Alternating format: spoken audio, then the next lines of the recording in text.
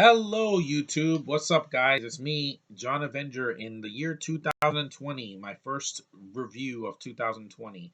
And we're starting off Sexy Actress Movie Month. This one is going to be a review for a 1999 teen romantic drama that I have not reviewed yet, and there's several entries in this franchise. So, yeah, it's a franchise, and it is Cruel Intentions with the sexy Sarah Michelle Gellar and the sexy Reese Witherspoon, and also the sexy Selma Blair as well. So plenty of sexy girls in this one. If you haven't, if you don't know what the synopsis is, I'll give it to you quick. Um, Sarah Michelle Gellar and Ryan Felipe sizzle as a pair of unscrupulous siblings in a delicious, sexy tale of seduction, revenge, and conquest. After cleverly seducing and ruining the reputation of an unsuspecting classmate, Selma Blair, the sparks fly when Catherine poses the ultimate challenge to her insatiable stepbrother Sebastian, deflower the headmaster's beautiful virgin daughter Annette, Reese Witherspoon, who's good in this. This is before she won an Oscar. If he fails, Catherine gets his most prized possession, but if he succeeds, Sebastian gets to possess and embed Catherine. The stakes are high, but for Sebastian, the payoff is feverishly irreversible. Of course, you think you're hurting other people's feelings is always irreversible. And before the summer's over, no one will escape the relentless game of cat and mouse until one of them is bitten by the most unlikely sensation of all, love. Yeah, that's pretty much the synopsis in a nutshell. I saw this movie in the year 2000 when I was a teenager. It's well done. It has its problems though. But I will say this is better than that movie After that came out last year, because at least that movie has preaches messages about bullshit, and there are a bunch of tweeny boppers that can't act. Here, these are better actors, except for Ryan Felipe. I think he's horrible in this movie. He's horribly miscast. He's not even a boy. He's just really boring. That's one of the problems I have. I think Ryan Felipe is really dull. He barely has chemistry with these girls.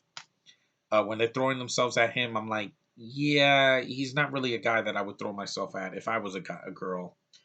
And his character's an asshole. So when he dies at the end, yeah, spoiler alert, gets hit by a car, I didn't feel anything. I was like, good, you're an asshole. So, and of course, Sarah Michelle Gellar does a great performance, but her character is one of the biggest stuck up bitches ever. Like, she is just nasty all the way through. She There's a scene with her and Selma Blair that could have been cut out. That was just to pander to the LGB at the time. There's a lesbian kiss that's not needed in the film. Uh, there's also a scene where Selma Blair is getting oral sex, and they don't show it, of course, because they can't, because it's even though it's R, they don't show too much skin because it was from the late '90s. Um, Reese Witherspoon's probably the most normal character in the movie because she's the virgin. So, but she does it really well. The synopsis on IMDb on Rotten Tomatoes was 54%, so it was like around the same as Rise of Skywalker. But this is better because it's shorter. It's only 94 minutes. It says this darkly comic drama and its attractive young cast mostly are easy on the eyes, but uneven performances and an uninspired script conspired to foil cruel intentions. Yeah, I kind of agree with that. That there's some problems with the script. Like I said, some of the things could have been cut out for time. It's hard to like these these two people because they're assholes and they want to just get up one on each other. I'm like, yeah, and a movie like this would not be remade now. Also, it says that the dirtiest minded American movie in recent memory, an honest, corrupt, entertaining picture is never anything to sneeze at.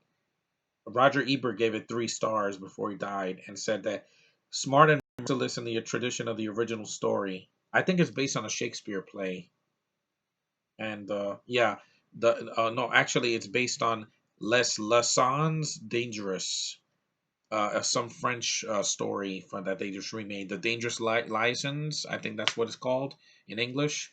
And yeah, it is a good story. I think the story is well done.